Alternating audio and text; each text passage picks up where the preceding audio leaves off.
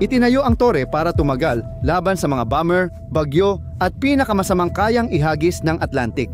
Isang gabi ng Enero, 1961, biglang bumagsak ang Texas Tower 4 at nadamay ang 28 lalaking naroon. Simula pa lang, tinawag na ng mandaragat ang estrukturang ito na lumang nangangatog. Sabi ng ilan, isinumpa na ito mula nang umalis sa dry dock. May bulong-bulungan tungkol sa mga Soviet trawler na malapit at kung Cold War secrets ang dahilan bakit nananatili ang tripulante kahit wala na silang kaligtasan. Iniwan ang mga pamilya na puro chismis, haka-haka at dalamhati, walang kasagutan. Nasira ba ang tore dahil sa bagyo? Dahil sa malubhang depekto sa disenyo? O dahil sa isang bagay na mas lihim pa?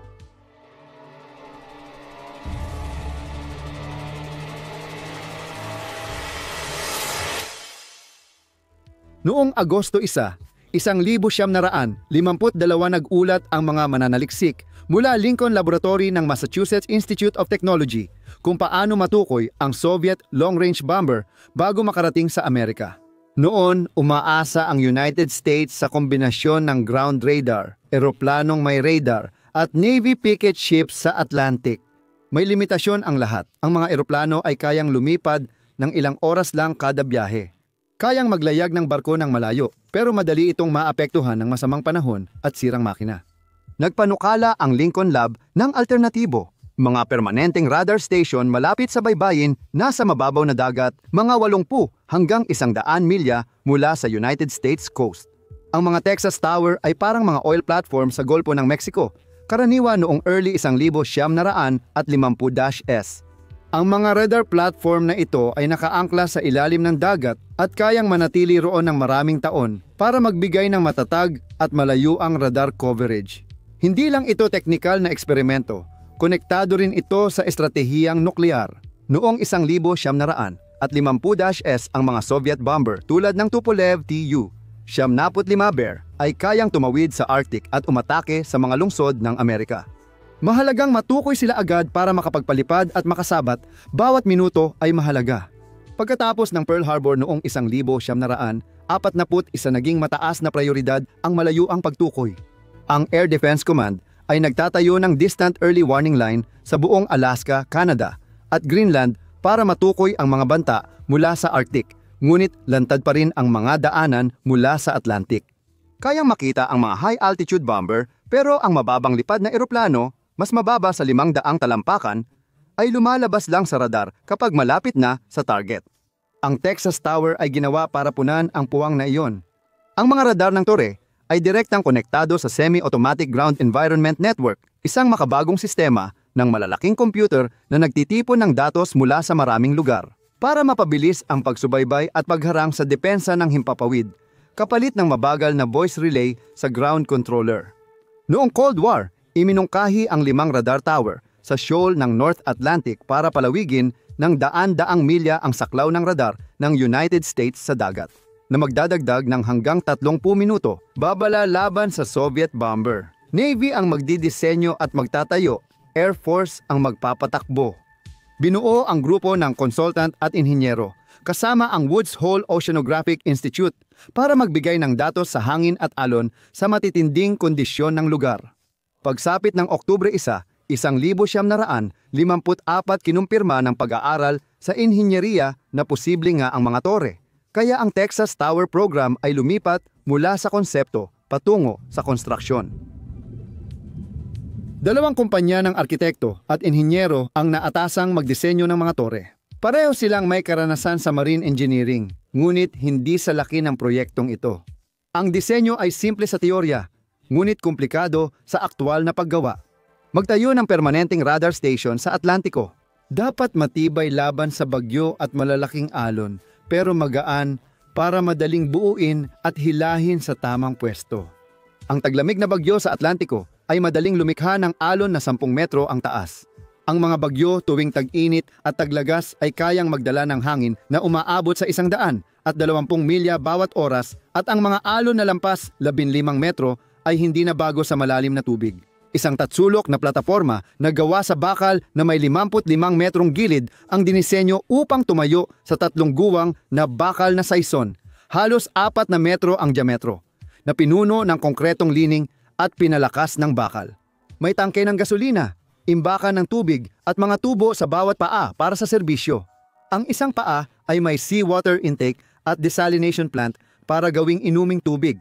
Bawat tore ay may bigat na mahigit 6,000 tonelada at taas na halos 105 metro mula dagat hanggang radar dome, katumbas ng 30 palapag na gusali. Ang platform deck ay 20 metro taas mula sa tubig, lampas sa karamihan ng alon pero nakalantad pa rin sa pinakamalalaking hampas. 3 paa ang magbibigay ng katatagan, magpapantay ng bigat at magpapadali ng construction kumpara sa platform na may 4 na paa. Pero ang tatsulok na ayos ay nangangahulugan din na kapag humina ang isang bahagi, mabilis na maililipat at lalakas ang puwersa sa buong estruktura. Ang construction ay may 2 yugto. Ang mga tatsulok na plataporma ay itatayo sa dry dock na may mga tore ng radar, tirahan at kagamitan na naka-install na. Ang mga paa ay magiging mahahabang guwang na tubo na may panloob na suporta. Ang mga paa ng tore 2 at 3 ay isinama na sa plataporma habang nasa dry dock, kaya't ang buong estruktura ay maaaring hilahin papunta sa dagat. Pagkatapos, ibaba ang mga paa at itulak sa ilalim ng dagat para matiyak ang katatagan. Mas malalim ilalagay ang tore 4 sa dagat, nasa 56 na metro kumpara sa 17 metro ng tore 2 at 26 na metro ng tore 3. Mas simple at matibay ang pag-install ng tore 2 at 3. Nagpasya ang hukbong dagat na kailangang buuin ang tore 4 sa dagat mismo. Ang programa ng Texas Tower ay nagsimula ng konstruksyon noong kalagitnaan ng 1,950-6. Iba-iba ang prosesong dinaanan ng 3 tore bago matapos at mula simula pa lang ay may natatanging problema na ang tore 4, sinimulan ang konstruksyon ng Texas Tower, 2 sa Bethlehem Steel Shipyard sa Quincy, Massachusetts sa dry dock, nakakabit na ang 3 paa sa plataporma. Pagkatapos gawin, ang estruktura ay inangat, pinalutang at hinila mahigit 8-6 na nautical miles mula Cape Cod papunta sa lokasyon nito. Ibinaba ang bababa ang mapaa sa 17 metrong tubig at ibinaon ang estruktura ng 19 na metro sa ilalim ng dagat. Dahil mas malalim ang pagkakabaon ng mga paa kaysa taas ng tubig, naging matatag ang pundasyon ng tore. Nagsimulang gumana ang Tower 2 noong 1,955 sa halagang dolyar, $123 milyon. Ito ang patunay ng konsepto, isang gumaganang offshore radar platform na nakalubog sa dagat na may tirahan at kagamitan para sa radar. Ang Tower 3 ay nasa 57 nautical miles timog silangan ng Nantucket sa lalim na 26 na metro ng tubig. Mas mahaba ang mga paa nito na umaabot sa 61 metro, ngunit pareho lang ang paraan ng pagkakagawa. Itayo ang mga paa at plataporma sa dry dock, palutangin ang unit palabas at ilagay sa tamang pwesto. Natapos ito noong Mayo, 1,957 sa halagang mahigit 10 milyon. Ang mga paa nito ay ibinaon ng humigit kumulang 18 metro sa ilalim ng dagat upang magkaroon ito ng matibay na pundasyon. Mas komplikado ang Tower 4 kaysa Tower 2 Texas. Ito ay matatagpuan mga 55 nautical miles sa timog ng Long Island at 74 nautical miles sa silangan ng New Jersey. Sa tubig, halos 55 metro ang lalim, higit doble sa lalim ng 2 ibang plataporma. Ibig sabihin nito, mas mahaba ang mga paa na umaabot sa 77 metro. Para kayanin ang dagdag na stress, naglagay ang mga inhinyero ng 3 antas ng bakal na cross-bracing sa iba't ibang bahagi ng nakalubog na mga paa. Iba talaga ang paraan ng pag-install. Sa halip na hilahin ang plataporma at mga paa bilang isang piraso, ang mga paa ng Tower 4 at ang template ay pinalutang ng pahiga at pagkatapos ay itinayo ng patayo bilang isang tripod sa dagat. Ang plataporma ay pinalutang sa pagitan ng mga ito. Isinara ang mga gate para kumapit sa mga paa at ang buong estruktura ay itinaas papunta sa tamang posisyon. Simula pa lang, may nakakabahalang senyales na ng kahinaan ang Tower 4. Noong hinila ito papunta sa lokasyon nito noong 1,957, ang malalakas na alon ay yumuko at maging ilang diagonal braces ay nabali pa. Imbes ibalik sa dry dock, tinangkang ayusin ng crew ang estruktura habang nasa dagat. Nang itinaas at ikinabit ang mga paa sa plataporma, kumiskis ito sa bakal at nag-iwan ng malalalim na yupi. Mga 25 sentimetro ang lalim at halos 2 metro ang lapad, eksakto kung saan nakaharap sa dalampasigan ang mga paa ng A at B. Nakita natin ang pinsala at isa pang problema. Ang mga paa ay nakabaon lang ng mga 5.5 metro sa ilalim ng dagat. Mas malalim ang pagkakabaon ng Tower 2 at 3, higit 18 metro sa buhangin. Ang pagkakaibang ito ay nangangahulugan na ang pundasyon ng Tower 4 ay mas mababaw at mas hindi matatag. Sa papel, mukha itong isang matatag na kuta. Sa katotohanan, taglay na nito ang mga nakatagong kahinaan mula pa noong ito ay itinayo. Pagsapit ng huling bahagi ng 1,957 ang mga Texas Tower ay hindi na lang basta mga prototype. May tripulante na sa loob, gumagana ang mga sistema, at bumabalik na sa mainland ang datos mula sa radar. Nabuhay ang ideya ng offshore radar platforms, pero hindi naging kasing tibay at maaasahan ang aktwal na produkto gaya ng ipinangako sa plano. Bawat tore ay parang maliit at hiwalay na base sa dagat. May tirahan ito para sa 75 enlisted na lalaki at 8 opisyal, may kusina, kainan, klinika at mga pahingahan. Sa ibabang palapag may tangke, bomba at gamit sa maintenance. Sa itaas, may radar at communication station. Nagpapalitan ang tripulante sa mahabang shift. Kadalasang ilang linggo ang tagal. Ang mga supply at pamalit na tripulante ay dumarating sa pamamagitan ng barko o helicopter. Sa simula, ang dating Coast Guard cutter na New Bedford ang nagbibiyahe, inaakyat ang mga tao gamit ang crane at donut-shaped personnel basket. Madali lang iyon kapag kalmado ang dagat, pero parang amusement park ride kapag magaspang ang alon. Kalaunan, ginamit na ang mga helicopter tulad ng H-21 Workhorse at Sikorsky S-61 na kayang magsakay ng 28 tao bawat biyahe, kahit sa malakas, maingay at yayanig na paligid ng North Atlantic. Nabuo ng mga mandaragat ang kanilang gawain. Nagbe-bake ng tinapay, pinagkakasya ang kakaunting sangkap at naghahanap ng ritual para mapanatili ang moral sa lumulutang nilang himpilan. Itinayo ang mga tore para palawakin ang radar sa Atlantic at nagawa nila ito ng maayos. Nakikita ng radar ang malalaking eroplano gaya ng B-47 sa mataas na altitude mula 200 nautical miles ang layo. Sa mababang altitude, nahirapan ang sistema. Ang eroplano na 150 metro taas sa tubig ay nakikita lang mula 50 nautical miles ang layo. Nag-iwan ito ng seryosong blind spot laban sa mga low-level bomber attack na siya mismong dahilan kung bakit itinayo ang mga tore. Kailangan pa ring magpatrolya ng mga airborne early warning aircraft para punan ang hindi kayang makita ng mga tore. Bagamat gumagana ang mga radar, hamon pa rin ang pagpapadala ng datos pabalik sa dalampasigan. Ang mga tore ay dinisenyo para direktang magpadala ng impormasyon sa Semi-Automatic Ground Environment Computer System. Ngunit nahuli sa schedule ang pag-upgrade nito. Samantala, napilitan ang mga operator na ipasa ang impormasyon sa dating paraan, sa boses sa radyo. Lalong lumala ang problema dahil sa tag-init. Biglang pagbabago ng temperatura at baluktot na radar, signal ang sanhi ng kalituhan sa screen dahil sa maling echo at multong eroplano. Masikip ang tatsulok na deck. 3 dome ng radar, maraming communication dish, at mabibigat na antena ang nag-aagawan ng espasyo sa ilalim nila. Nagtatrabaho ang mga operator sa masisikip, mainit, maingay at nanginginig na radar room dahil sa mga diesel generator, umiikot na antena at galaw ng dagat.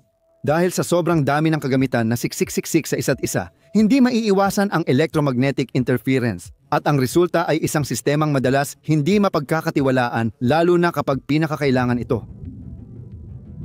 Isa sa pinakamalaking problema ay ang paggalaw na pinaghandaan ng mga inhinyero pero hindi nila tuluyang natanggal.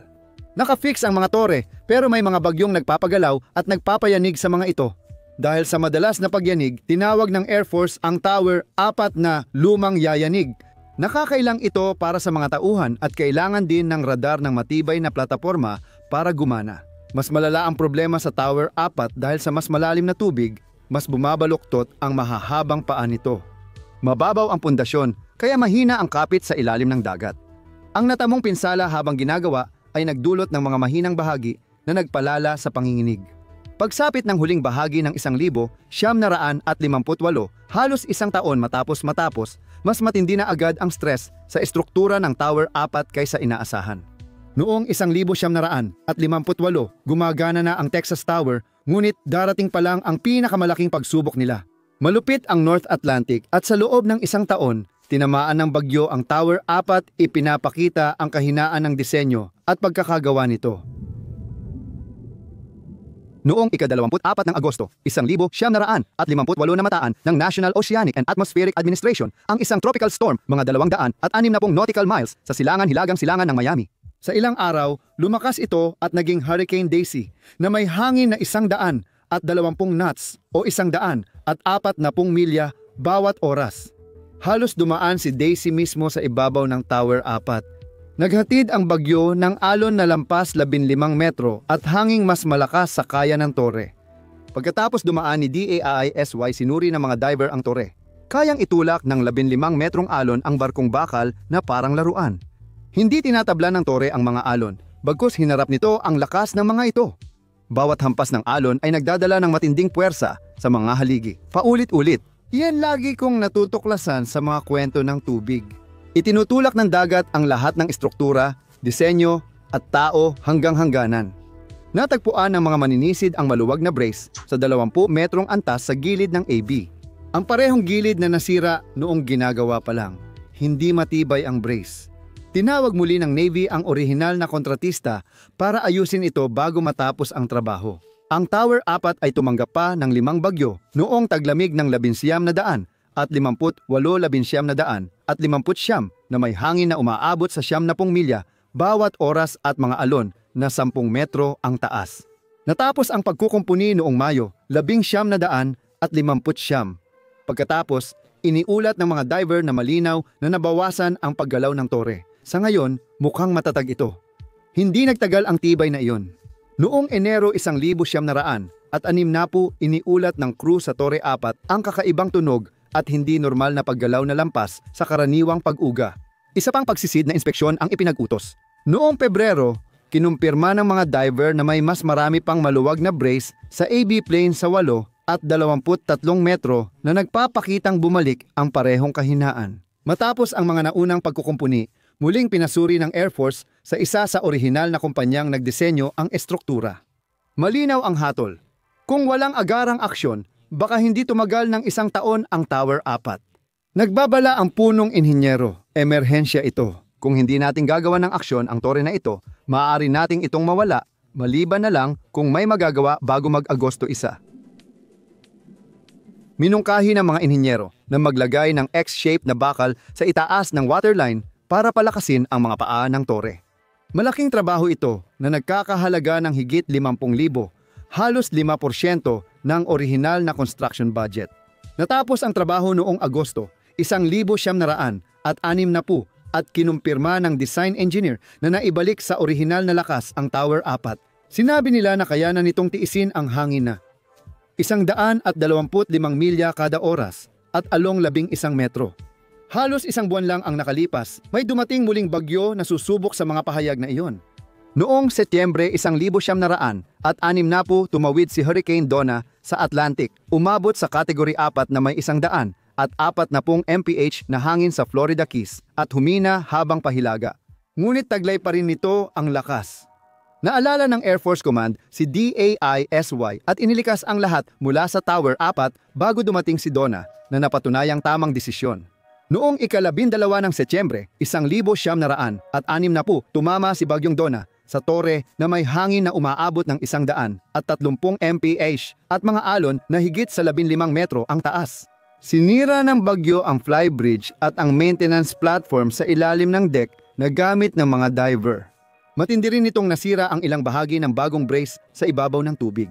Pagbalik ng mga diver noong Nobyembre, nakita rin nila ang malubhang pinsala sa underwater bracing, kaya muling nagtuon sa AB plane sa upper tier. Hindi nagtagal ang mga pagkukumpuni noong 1950 at ang bracing noong 1960 at 60 ay nasira na rin. Ang tore ay napasailalim sa paulit-ulit na siklo ng pagkasira, pagkukumpuni at muling pagkasira na lalo pang bumibilis tuwing dumarating ang panahon ng bagyo. Sa huling bahagi ng 1960 at 60 ang pangunahing alalahanin ay kung ligtas pa bang maglagay ng mga tauhan doon, hindi na tungkol sa radar at komunikasyon. Hindi tulad ng Torre 2 at 3 na itinayo sa mababaw na tubig, nagkaproblema agad ang Torre 4 mula nang maitayo ito. Ang mahinang pundasyon, sira na suporta, at madalas na malalakas na bagyo mula sa malalim na tubig ay patuloy na nagdudulot ng panganib dito. Kayang kumpunihin ng Air Force at Navy ang ilang bahagi ng estruktura, pero hindi nila kayang baguhin ang malupit na kondisyon ng kapaligiran doon. Pagsapit ng late 1960 at 60, alam ng mga lalaki sa Tower 4 na hindi na matatag ang estruktura nito. Matapos ang bagyong Donna, naiwan ang plataporma na baluktot, may pilat, bitak, napunit at natanggal ang flybridge. Binawasan ng Air Force ang tauhan mula 80 higit sa 28 hati sa Air Force para sa radar at sibilyang kontratista sa pag-aayos ng estruktura. Nabago ang misyon mula babala tungo sa simpleng pag-survive, lalong humirap ang buhay sa plataporma linggo-linggo. Yumanig ang mga bagyo sa tore ng sobrang lakas kaya halos hindi na makapirmi ang mga welder sa paghawak ng kanilang mga torch. Nawawalan ng balanse ang mga lalaki ng biglaan. Nagyayelo ang mga deck sa taglamig kaya nagiging delikado ang mga gawain. Malinaw na nakita ni Kapitan Gordon Palan ang banta. Ilang beses siyang humiling ng paglikas. Nagbabala na masyadong hindi matatag ang tore para kayanin ang taglamig. Bawat hiling ay tinanggihan. Nag-alala ang mga komandante na baka mapasok ng mga Soviet na trawler ang dalampasigan kung iiwan nila itong walang laman. Para sa mga natira pa sa barko, isa lang ang ibig sabihin nito. Kailangan nilang tiisin ang taglamig ng North Atlantic sa Old Shaky. Ito ang sandaling pamilyar sa akin mula sa maraming sakuna. Nakikita ng mga lalaki sa loob kung ano ang paparating pero wala silang kontrol sa desisyon. Kapag hindi pinansin ang mga babala, patuloy lang ang bilang ng oras hanggang sa kasamaang palad, umabot sila sa puntong hindi na maaaring bumalik. Noong linggo, Enero 15, 1961 lumala ang panahon. Pagsapit ng umaga, umabot sa 60 knots ang lakas ng hangin at umabot sa 9 metro ang taas ng mga alon. Umandar at umindayog ang tore sa mga bago at nakakabahalang paraan. 4:00 ng hapon tumawag si Kapitan Pelin sa shore upang iulat na naniniwala siyang may isa pang brace na pumalya. Binalaan niya na posibleng bumagsak ang estruktura kung magbago ang hangin. Makalipas ang ilang minuto, may nakitang 0.5 metrong bitak ang kontratista sa base ng isang paa.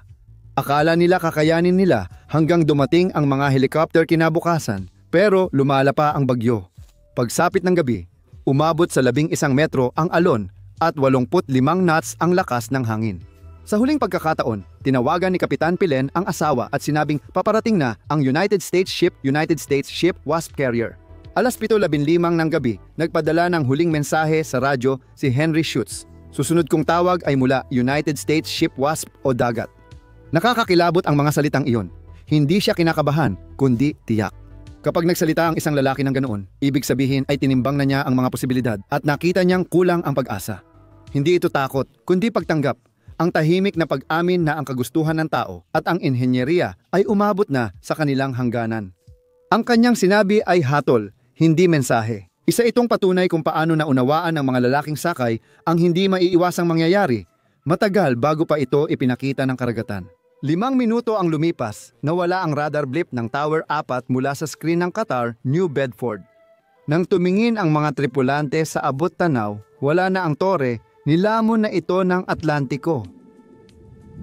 Nang mawala ang Tower 4 sa radar, mabilis ang tugon. Pero dahil sa matinding kondisyon na nagpalubog dito, halos imposibleng masagip. Nagulat sa radyo ang Qatar New Bedford na tumaob ang Texas 4, agad namang nagpunta ang ibang Navy units at sa loob ng ilang oras, 5 barko na ang nasa dagat. Ang United States Ship Wasp at mga destroyer na F.T. Berry, Norris, Lloyd Thomas at McCaffrey. Naging halos walang silbi ang kanilang pagsisikap dahil sa masamang panahon. Malakas pa rin ang hangin, lumalaki ang alon at mababa ang visibility. Ipagpaliban ang operasyon ng helicopter mula United States Ship Wasp. Nang gumaan ang kondisyon, hinanap ng barko ang dating kinalalagyan ng tore. Halos walang natira sa ibabaw. Nakita ng tripulante ang sirang maliit na bangka, palutang na kutsyon at nagkalat na debris. Makapal ang tagas ng diesel, langis at gasolina. Ngunit walang bahagi ng plataporma sa ibabaw ng alon. Una, tinanong ng mga tao kung may nakaligtas sa loob ng lumubog na estruktura.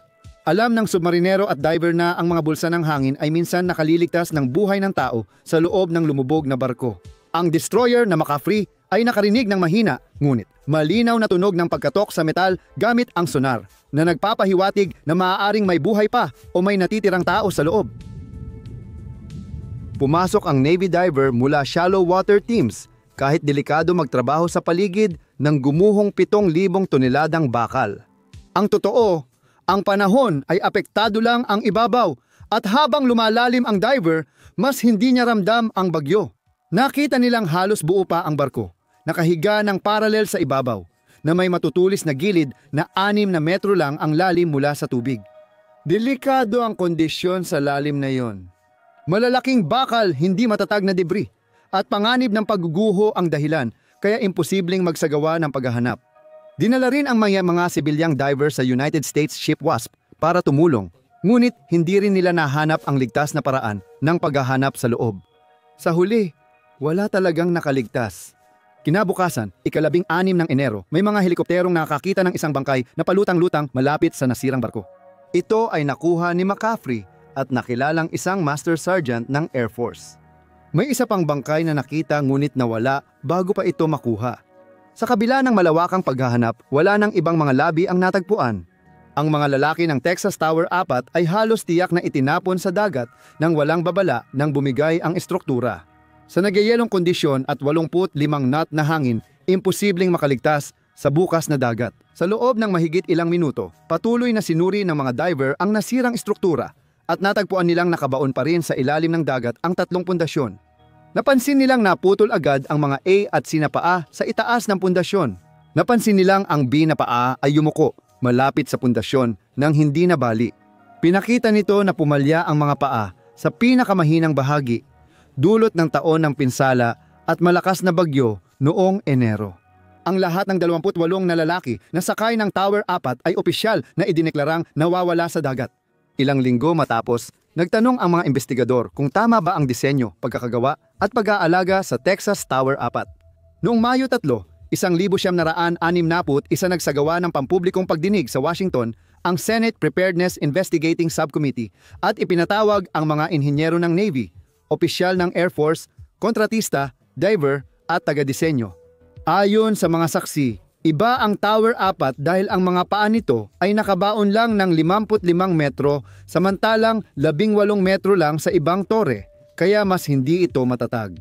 Ipinakita ng mga talaan ang pinsala sa konstruksyon, kabilang ang mga UP na humigit kumulang 25 sentimetro sa AB na mga paa at mga nabaling brace bago pa man matapos ang tore. Madalas gumamit ng pile integrity test na koneksyon na may malaking toleransya ang mga underwater brace na lumuluwag tuwing bagyo at may isang kontratista na tutol dito. Pagkatapos ng bagyo, laging sa abi na bahagi na nakaharap sa pampang ang mga pagkukumpuni na dati nang sira. Nagkaroon ng kalituhan tungkol sa 1,900 at 60 X-bracing sa tubig. May nagsabing nadagdagan ang stress at leverage ng alon sa pundasyon, habang ang iba ay nagsabing naibalik ang tigas. Nalaman ng investigador na gumuho dahil nabitak ang mga lower bracket at brace na pinalalapan ng malalakas na alon.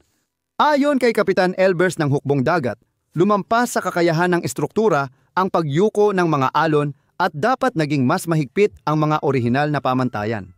Sinuri ng investigasyon kung bakit nanatili ang mga tauhan sa tore kahit na paulit-ulit na silang pinapaalis. May kapangyarihan si Kapitan Gordon Pellin mag-utos ng agarang paglikas, pero nang dumating ang bagyo, hindi na ito posible. Tinanggihan ang mga kahilingan niya na alisin ang mga tauhan bago dumating ang bagyo. Nag-alala ang Air Force na baka lapitan ng Soviet trawler ang bakanteng tore, kaya itinuloy nila ang radar mission. Kahit na nababawasan na ang halaga nito dahil sa mga intercontinental ballistic missile. Mukhang pinagtagpo ang kaligtasan at estratehiya at nanaig ang estratehiya na isang pattern na madalas kong makita sa mga kwento sa channel na ito. Ang mga desisyong bunga ng gastos, pride o estratehiya sa meeting room ay maaaring tumagal sa dokumento ng dekada. Ngunit sa dagat bigla iyong bumabagsak. Sa pagkakataong ito, ang naging kapalit ay ang mismong tore at ang mga buhay na kinupkop nito. 2 buwan pagkatapos ng pagbagsak, kinasuhan ng mga piskal sina Coronel Banks, pansamantalang komander ng Air Defense Sector, Major Shepard ng ika-4,604 Air Support Squadron at Major Stark Executive Officer. Dahil sa kapabayaan, hindi sinasadyang pagpatay at paglabag sa Artikulo 92 ng tungkulin. Ayon sa mga piskal, binaliwala ng mga opisyal ang babala at hindi na ilikas ang mga tauhan. Habang iginiit ng depensa na walang ulat ng inhinyero na nagsasabing hindi ligtas ang tore at hindi praktikal ang paglikas sa gitna ng bagyo. Pagkalipas ng ilang buwan, napawalang sala ang tatlong opisyal. Pagbagsak, napunta ang atensyon sa mga tore 2 at 3 na tinitirhan pa rin.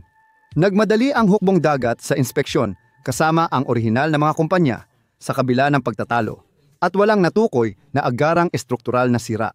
Naglagay ang hukbong himpapawid ng bagong escape capsule para sa 7 tao na may 15 araw na supply pero hindi pa ito nasubok sa totoong sitwasyon.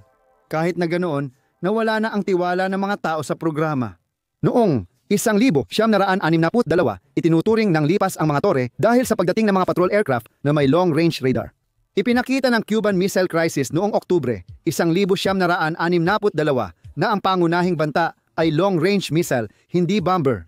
Noong 1963, ipinag-utos ng United States Air Force ang pagsasara ng Texas Towers. Ang Tower 2 ay tinanggal sa serbisyo noong Enero 1963, pinasabog ang mga paa nito at lumubog ang plataporma. Imbis na lumutang ayon sa plano, tinanggal ang Tower 3 sa serbisyo noong Marso 1963 nang may dagdag pag-iingat. Noong 1964, pinutol ng mga tauhan ang mga paa at pinalutang ang plataporma sa dalampasigan para buwagin. Noong Agosto 1964, 64 opisyal na natapos ang Texas Tower Program.